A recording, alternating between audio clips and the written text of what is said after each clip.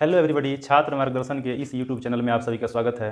तो आज के वीडियो में मैं क्लास 10th का प्रकाश चैप्टर जो एनसीईआरटी के 10वें पार्ट में 10वें पार्ट में मिलेगा, ठीक है। प्रकाश का परावर्तन और अपवर्तन के बारे में पढ़ना है। तो इसमें सबसे पहले मैं बताने जा रहा हूँ कि प्रकाश क्या है, ठीक है। लाइट, जिसको लाइट बोलते हैं, प्रकाश को लाइट बोलते हैं। और लाइट मीन्स हल्का भी होता है, तो यह चैप्टर बिल्कुल उसी तरह हल्का है। अगर आप सही से पढ़ेंगे ना तो लाइट में कुछ नहीं है। जिस तरह से लाइट का मतलब हल्का होता है, तो यह लाइट चैप्टर जो प्रकाश चैप्टर है ये भी उसी तरह से है। आसानी से यह समझ में आता है। तो सबसे पहला यहाँ स्टार में है कि प्रकाश क्या है। तो प्रकाश क्या है जी, आप खुद से सोचिए। अगर प्रकाश नहीं रहता तो हमारा ये जो सामने कैमरा के सामने जो बोर्ड दिख रहा है, बोर्ड ही नहीं दिखता है ना जी। यहाँ भी एक प्रकाश की उपस्थिति की वजह से अगर लाइट कट जाए या अंधेरा हो जाए तो आप लोग देख नहीं सकते हैं, या मैं भी नहीं देख सकता हूँ बोर्ड पर लिखी गई चीज़ को। तो प्रकाश क्या है, सोचिए प्रकाश क्या है। तो प्रकाश एक भौतिक कारक है, फिजिकल केस है, एक फिजिकल केस है, एक भौतिक कारक है जिसके प्रेजेंस में, जिसकी उपस्थिति में हम किसी भी वस्तु को, चाहे हमारे संसार में कोई वस्तु रखा हुआ है आसपास या इर्द गिर्द या बहुत दूर या बहुत नज़दीक, है ना जी, तो उसको हम प्रकाश की उपस्थिति में ही देख पा रहे हैं। अगर प्रकाश नहीं रहता तो हम नहीं देख पाते। एक और चीज़, अगर हमारा आँख नहीं रहता तो प्रकाश लाखों रहे, हमारा आँख ही नहीं रहेगा तो कोई वस्तु दिखाई देगा, नहीं देगा। तो प्रकाश की उपस्थिति के साथ साथ हमारे आँख का भी होना जरूरी है। अगर हमारा आँख हमारे पास न हो तो भी हम किसी वस्तु को नहीं देख सकते हैं, चाहे प्रकाश कितना ही क्यों न दिया जाए। तो प्रकाश और हमारा नेत्र एक दूसरे का यूँ कहे कॉम्प्लीमेंट है। प्रकाश के बगैर नेत्र नहीं और नेत्र के बगैर प्रकाश नहीं, ये दोनों एक दूसरे के पूरक सिद्ध होते हैं देखने की क्रिया के लिए। तो यहाँ हम डेफिनीशन बनाए हैं, बहुत ही सुंदर डेफिनीशन है, बहुत ही अच्छा परिभाषा है, ठीक है। किताबी परिभाषा नहीं है, आप खुद से भी सोच सकते हैं। ये इस परिभाषा के बारे में खुद से भी बोल सकते हैं। अगर ज़्यादा सोच लेते तो अभी यही परिभाषा बोलते कि प्रकाश वह भौतिक कारक है जिसकी उपस्थिति में हम किसी वस्तु को नग्न आंखों से देख पाते हैं। नग्न मतलब खुले आंखों से, आंख बंद कर देंगे तो दिखाई थोड़ा देगा, आंख खुला रहेगा। नग्न मतलब क्या होता है, खुला होना। तो प्रकाश वह भौतिक कारक है जिसकी उपस्थिति में हम किसी वस्तु को नग्न आंखों से देख पाते हैं, यानी खुले आंखों से देख पाते हैं। और भिन्न भिन्न माध्यम में, माध्यम का मतलब होता है जैसे अभी हम यहाँ खड़े हैं, अगर बाल्टी में पानी रख दें और उस पानी जब रख दिया जाए उसको देखा जाएगा तो उसका पेंदी उठा हुआ दिखेगा। उसमें एक छड़ रख दिया जाएगा तो छड़वा मुड़ा हुआ दिखेगा। और उसमें सिक्का रख दिया जाएगा तो सिक्का उठा हुआ दिखेगा, है ना जी। जिससे एक टेबल पर ग्लास रख दिया जाता है, कांच रख दिया जाता है, कांच, ग्लास मतलब कांच। तो देखिएगा जो उसके नीचे लेटर उटर रखा हुआ होता है या कोई पेज रखा हुआ होता है जिस पर कुछ लिखा हुआ होता है, वह थोड़ा उठा हुआ दिखता है और मोटी अक्षर में दिखता है। कारण क्या हुआ, कारण ये हुआ कि प्रकाश जिस माध्यम में जा रही है वहाँ कुछ चेंजिंग हो रहा है, यानी उसका जो स्पीड है, उसका जो वेग है, उसका जो चाल है, वह अलग अलग माध्यमों के लिए अलग अलग हो रहा है। तो बात यहाँ से निकल कर आता है कि भिन्न भिन्न माध्यमों में जो प्रकाश की चाल होती है वो भिन्न भिन्न होती है। जैसा माध्यम होगा वैसा स्पीड ऑफ लाइट होगा, यानी उसका माध्यम क्या हो जाएगा, माध्यम बदल जाने से स्पीड बदल जाएगा। जैसे निर्वात की बात करें, निर्वात का मतलब होता है खुला, वैक्यूम जिसको बोलते हैं। तो निर्वात में जो प्रकाश की चाल होती है वह 3 × 10⁸ मीटर पर सेकेंड होती है। मीटर पर सेकेंड, यानी एक सेकेंड में 3 × 10⁸ मीटर, एक सेकेंड में 3 × 10⁸ मीटर। तो यहाँ माध्यम बदल रहा है। निर्वात है तो 3 × 10⁸, लेकिन यहीं अगर पानी है, जल है, तो उसमें इसका चाल कम हो गया। पहले 3 था, अब कितना हो गया, 2 × 10⁸ मीटर पर सेकेंड हो गया। तो माध्यम बदल रहा है, तो माध्यम बदलने के साथ आप यहाँ देख रहे हैं कि चाल भी उसका बदल रहा है। और देखिए यहाँ पर थोड़ा सा एक चीज़ जानेंगे जो अपवर्तन चैप्टर में बताऊंगा, थोड़ा सा यहाँ पर हिंट्स को दे देते हैं। माध्यम 2 तरह के होते हैं, एक सघन होता है, एक विरल होता है, ठीक है। एक सघन माध्यम और एक विरल माध्यम। तो इस चैप्टर में हम लोग को यही सघन और विरल पर ही पूरी कहानी होगी। सघन और विरल, सघन मतलब घना, जिसमें प्रकाश का वेग अपेक्षाकृत कम हो उसको सघन कहा जाएगा। जैसे मान लीजिए कि यहाँ पर निर्वात है यानी खुला हवा है और यहाँ जल है, तो जल मतलब वो क्या हो गया, सघन हो गया, क्योंकि यहाँ आप देख सकते हैं इसका प्रकाश की चाल 2 × 10⁸ है। इससे कम है, इसका मतलब वो अधिक घना है, सघन है, इसीलिए अपेक्षाकृत उसका वेग कम हो जा रहा है, जबकि निर्वात में वेग इससे ज़्यादा है। तो निर्वात में प्रकाश की चाल 3 × 10⁸। ये ऑब्जेक्टिव क्वेश्चन 2 आपका बन गया, पहला और दूसरा, सोचिए तो ये 2 ऑब्जेक्टिव प्रश्न आपके बन गए। निर्वात में प्रकाश की चाल 3 × 10⁸ मीटर पर सेकेंड होता है, जबकि जल में जो प्रकाश की चाल होता है वह 2 × 10⁸ मीटर पर सेकेंड होता है।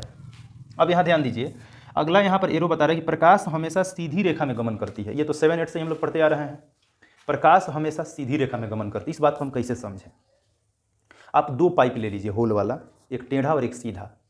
पूरा जो स्ट्रेट पाइप है, जो सीधा जो पाइप है, उसमें आप देखेंगे तो इस छोर से उस छोर स्पष्ट दिखाई दे देगा, बिल्कुल आर पार दिखाई दे देगा। लेकिन जो टेढ़ा पाइप में आप देखेंगे तो उसमें भी होल है, उसमें भी होल है, इस पार से उस पार है, बट देखेंगे तो उस पार वाला भाग दिखाई नहीं देगा क्योंकि वह टेढ़ा है। इससे स्पष्ट होता है, वहाँ पर अंधेरा जैसा दिखाई देगा, अंधेरा हो जाएगा, आर पर दिखाई नहीं देगा। इस एक्टिविटीज़ को आप खुद से कर सकते हो। तो जब सीधा है, जब स्ट्रेट है तो आर पार कर गया, है ना जी। और जब टेढ़ा पाइप है तो उसमें प्रकाश आर पार नहीं हुआ। मतलब क्या हुआ, इससे क्या निष्कर्ष निकलता है, आप खुद से सोचिए। साइंस मतलब खुद से सोचना, जितना सोचिएगा उतना ही आपको और इंटरेस्टिंग, उसमें रुचि बढ़ते जाएगा। दो पाइप है, एक सीधा एक टेढ़ा है, तो सीधा पाइप में जब देख रहे हैं तो वह आर पार दिख रहा है, और टेढ़ा पाइप में दिख रहे हैं तो आर पार नहीं दिख रहा है। इससे क्या स्पष्ट होता है कि प्रकाश हमेशा सीधी रेखा में ही, स्ट्रेट लाइन में ही गमन कर सकती है, मूव कर सकती है। लेकिन जब टेढ़ा हो तो उसमें वह प्रकाश जो है गमन नहीं कर सकती है। इससे यही तो स्पष्ट होता है। तो प्रकाश हमेशा किस रेखा में गमन करती है, सीधी रेखा में। और प्रकाश जो है एक तरह का विद्युत चुंबकीय तरंग है, एक इलेक्ट्रोमैग्नेटिक वेव है। ये चीज़ भी एग्जाम में कई बार पूछा है, ठीक है। यहाँ पर पूछता है कि विद्युत, यहाँ पर एक क्वेश्चन एक बार मुझे मिला था कि विद्युत चुंबकीय तरंग का वेग कितना होता है। तो प्रकाश का जितना वेग होता है ना, तो उसी वही क्या होगा, विद्युत चुंबकीय तरंग का भी वेग। तो इलेक्ट्रिक वेव जो होता है उसका भी, मैग्नेटिक वेव, उसका भी चाल उतना ही होता है, 3 × 10⁸ तो ये भी ध्यान रखिएगा। विद्युत चुंबकीय तरंग का मान का चाल कितना होता है, 3 × 10⁸ मीटर/सेकंड होता है। या निर्वात में प्रकाश की चाल कितना होता है, 3 × 10⁸ मीटर/सेकंड। अगला स्टार यहाँ पर दिख रहा है, अगला तीर। प्रकाश एवं आँख एक दूसरे का पूरक है। तो इस चीज़ को हम शुरू में ही बताए हैं कि आँख के बिना प्रकाश नहीं, प्रकाश के बिना आँख नहीं। इस दोनों में अगर कोई एक गड़बड़ हो तो आप आनंदमय जीवन नहीं बिता सकते हैं, है कि नहीं जी। आँखें नहीं है, प्रकाश लाखों है, तो आपको दिखाई नहीं देगा दुनिया। और जब लाइटें नहीं रहे, आँख कितना हो, 30 मार खा हो, तब भी दिखाई नहीं देगा। तो यह दोनों एक दूसरे का कॉम्प्लीमेंट सिद्ध होता है, ठीक है। चलिए, तो प्रकाश का डेफिनेशन बिल्कुल याद हो जाएगा आपको कि प्रकाश वह भौतिक कारक है जिसकी उपस्थिति में हम किसी वस्तु को नग्न आंखों से देख पाते हैं। भिन्न भिन्न माध्यम में प्रकाश की चाल भिन्न भिन्न होती है, और निर्वात में प्रकाश की चाल इतना और जल में प्रकाश की चाल इतना। प्रकाश हमेशा सीधी रेखा में गमन करती है, और प्रकाश एवं आंख एक दूसरे क्या है, पूरक है। चलिए, यहाँ 3 परिभाषा और आपके सामने दिख रहा है। किरण क्या है, प्रकाश पुंज या किरण पुंज क्या है, और फिर छाया क्या है। किरण क्या है, बहुत ही सुंदर परिभाषा है और बहुत ही सुंदर यहाँ शब्द है किरण। जो किरण, जैसे हम लोग कहते हैं प्रकाश की किरण आ रही है, नहीं जी। तो किरण क्या है, किरण को हम कैसे डिफाइन करेंगे, किरण क्या है। तो प्रकाश, जैसे हम लोग जिस रास्ते पर चलते हैं, ठीक है, वह हो गया हम लोग का चलने का रास्ता, है ना जी। तो गमनी पथ हो गया। तो उसी तरह से जो प्रकाश जिस रास्ते से आ रही है, जिस पथ पर, पथ मतलब होता है रास्ता, तो प्रकाश जिस रास्ते पर आ रही है, जिस पथ पर आ रही है, उसी का नाम क्या है, किरण है। बहुत ही सुंदर डेफिनेशन है कि प्रकाश के गमन पथ को क्या कहते हैं, किरण कहते हैं। प्रकाश के गमन पथ को क्या कहते हैं, किरण कहते हैं। मैंने प्रकाश जिस रास्ते पर चलती है, ठीक है, उसी को हम कहते हैं क्या चीज़, किरण। प्रकाश के गमन पथ को क्या बोलते हैं जी, किरण बोलते हैं। अगला है प्रकाश पुंज या किरण पुंज क्या है, बीम ऑफ लाइट। तो किरण देखिए, पुंज, पुंज का मतलब क्या होता है, पुंज का मतलब होता है ढेर सारा। जैसे देखते हैं गाँव में जैसे पुआल का पुंज लगा रहता है तो कहते हैं पुआल का पुंज है। तो उसी तरह से जब किरण जब झुंड में आएगी, एक साथ झुंड में आएगी, तो उसको हम पुंज को बोलेंगे। तो किरणों के समूह को, जो प्रकाश का जो समूह होता है एक साथ, बीम ऑफ लाइट, यानी ये झुंड, किरण का मतलब, पुंज का मतलब क्या है, झुंड। तो प्रकाश का जो झुंड होता है उसी को हम कहते हैं क्या चीज़, प्रकाश पुंज। यानी किरणों के समूह को, ग्रुप को, किरणों के समूह को हम क्या बोलेंगे, प्रकाश पुंज बोलेंगे। कैसे हम समझें, आप लोग को समझ में आ गया होगा। Beam of the group of rays, यानी किरणों के समूह को हम क्या बोलते हैं, बीम ऑफ लाइट बोलते हैं, प्रकाश पुंज बोलते हैं। क्लियर। अब हम चलते हैं यहाँ पर, छाया किसे कहते हैं, इसको शैडो बोला जाता है। अंग्रेजी में क्या बोला जाता है, शैडो बोला जाता है। छाया क्या है, तो छाया क्या है, तो जब प्रकाश की किरण किसी अपारदर्शक वस्तु पर पड़ती है। जैसे आप देखते हैं गर्मी के, धूप के दिनों में, जब जिस दिन धूप निकला हुआ रहता है, एक बहुत बड़ा पेड़ होता है, उसका छाया बनता है। या कोई भी पेड़ हुआ जिस पर प्रकाश पड़ रहा हो तो वहाँ छाया बनता है। हम भी खड़ा होते हैं तो जिधर से प्रकाश आ रहा होता है उसके विपरीत दिशा में छाया बनते हुए दिखाई देता है ना जी। तो देखिए, जब प्रकाश की किरण किसी अपारदर्शक वस्तु पर पड़ती है, अब यहाँ समझना है अपारदर्शक वस्तु क्या है।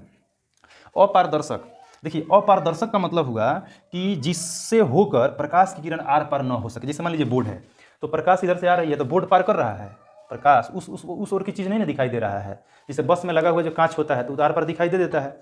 लेकिन हम दीवार की बात करें, बोर्ड की बात करें, ईंट की बात करें, तो उससे प्रकाश आर पार हो पाएगा, नहीं हो पाएगा। तो जिससे प्रकाश आर पार नहीं हो पाएगा उसी को हम बोलते हैं अपारदर्शक वस्तु, ठीक है। तो जब प्रकाश की किरण किसी अपारदर्शक वस्तु पर पड़ती है तो उसके पीछे एक अंधेरा क्षेत्र बनता है ना जी। जब आप खड़ा होते हैं फोकस के सामने तो उसके पीछे एक अंधेरा क्षेत्र बन जाता है, जिसको हम क्या बोलते हैं, छाया बोलते हैं। उसी को तो छाया बोलेंगे, चाहे वो घर की छाया हो या किसी वस्तु की छाया हो। तो जब प्रकाश उस पर पड़ती है तो उसके पीछे एक अंधेरा क्षेत्र बनता है, जिसे हम क्या कहते हैं, छाया कहते हैं। तो बहुत ही आसान डेफिनेशन यहाँ पर अपने से बनाए हैं कि जब प्रकाश की किरण किसी अपारदर्शक वस्तु पर पड़ती है तो उसके पीछे एक अंधेरा क्षेत्र बनता है। एक अंधेरा, एक मतलब अंधेरा का मतलब क्या है, मतलब उनसे ब्लैक एरिया बनता है, ब्लैक एरिया, अंधेरा क्षेत्र बनता है, जिसे हम क्या कहते हैं, छाया कहते हैं। तो ये तीनों परिभाषा तो यहीं पर याद हो जाएगा। थोड़ा सा अगर ध्यान दीजिएगा, कॉन्सेंट्रेट माइंड कीजिएगा, यहीं पर याद हो जाएगी। प्रकाश के गमन पथ को किरण कहते हैं, और किरणों के झुंड को प्रकाशपुंज कहते हैं। और प्रकाश जिस अपारदर्शक वस्तु पर पड़ती है तो उसके पीछे एक अंधेरा क्षेत्र बनता है, जिसे क्या कहते हैं, छाया। ठीक है, पहला क्या है, किरण। तो प्रकाश के गमन पथ को किरण कहते हैं। प्रकाश जिस रास्ते पर गमन करती है उसे क्या कहते हैं, किरण। और किरणों का झुंड यानी किरणों का समूह क्या कहलाता है, किरण पुंज या प्रकाश पुंज, है ना जी। और छाया किसे कहते हैं, तो प्रकाश किसी अपारदर्शक वस्तु पर पड़ती है तो उसके पीछे एक अंधेरा क्षेत्र बनता है, जिसे हम क्या कहते हैं, छाया कहते हैं। तो ये तीनों ही परिभाषा आपको क्लियर हो गया होगा। चलिए नेक्स्ट, चलिए अब जानते हैं प्रकाश की उपस्थिति के आधार पर या प्रकाश की उपस्थिति में पदार्थ के प्रकार कितने होते हैं। ठीक है, तो प्रकाश की उपस्थिति के आधार पर पदार्थ के 3 प्रकार हो गए, वो पारदर्शी, अपारदर्शी, पारभासी। क्या क्या हुआ, तो पारदर्शी, अपारदर्शी और पारभासी, पारदर्शी, अपारदर्शी और पारभासी। ठीक है, तो पारदर्शी पदार्थ उसे बोलते हैं जिससे प्रकाश की किरण बिल्कुल आर पार हो सके। ठीक है, जिससे प्रकाश की किरण बिल्कुल आर पार हो गया, मतलब इस पार से उस पार दिखाई दे दिया। इसका मतलब क्या हुआ, किरण आर पार हो गई तभी तो दिख रहा है। तो जिससे होकर प्रकाश की किरण बिल्कुल आर पार हो गया तो उसे हम बोलेंगे पारदर्शी। जैसे साफ कांच हो गया, बस में लगा हुआ कांच होता है, चाहे कोई भी जैसे बस हुआ, कार हुआ, जो भी आगे सामने का जो कांच लगा हुआ होता है वो बिल्कुल साफ होता है, तभी तो आर पार दिख लेगा। अगर वहाँ पर हम बोर्ड ले अगर खड़ा कर दें, कौन चीज़ का, पलाई का, मतलब कहीं ड्राइवर गाड़ी चला हो तो चला पाएगा जी, क्यों नहीं चला पाएगा, क्योंकि उस पार की वस्तु से नहीं दिख रही है।